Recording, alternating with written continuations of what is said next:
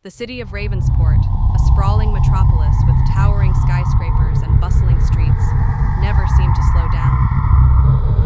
Amid the hum of the busy crowds and the relentless pace of urban life, one man stood apart.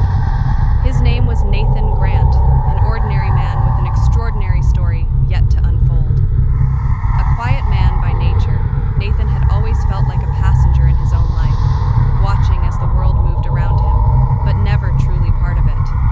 Little did he know that tonight, his routine commute would take a dark turn that would change everything.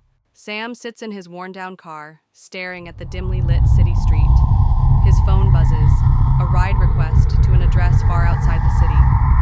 He hesitates, fingers hovering over the screen, but eventually accepts the ride. Sam arrives at the pickup location, a desolate street bathed in cold yellow light. A lone woman steps out of the shadows, her long black coat sweeping the ground as she approaches the car. Without a word, she opens the door and slides into the back seat, her piercing green eyes locking briefly with Sam's in the rearview mirror. Sam tries to break the silence, offering small talk, but the woman doesn't respond. She stares out the window, her piercing green eyes scanning the darkness outside. The car feels colder with her presence, and Sam's discomfort grows. As the car drives deeper into the city, the silence becomes oppressive. Sam feels a growing sense of unease, as if something is about to happen. He notices the woman's eyes in the rearview mirror, but she still says nothing.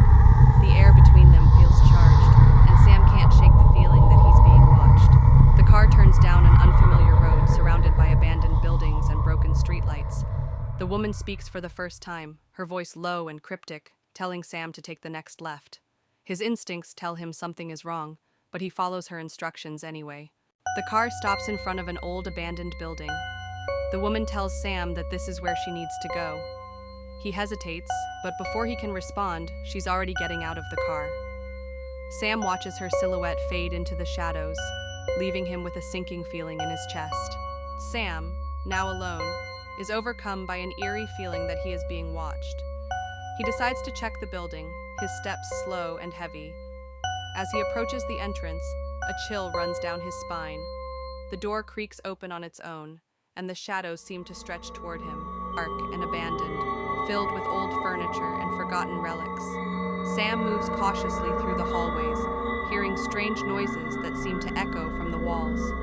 He rounds a corner and freezes. There, in the center of the room, is a mirror with the woman's reflection staring back at him.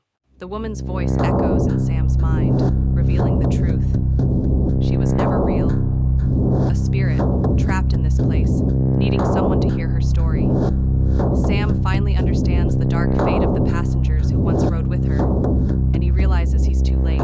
Sam walks back to the car, his body heavy with the weight of the encounter. He gets in, starts the engine, and drives off into the dark night, knowing he has encountered something beyond the ordinary.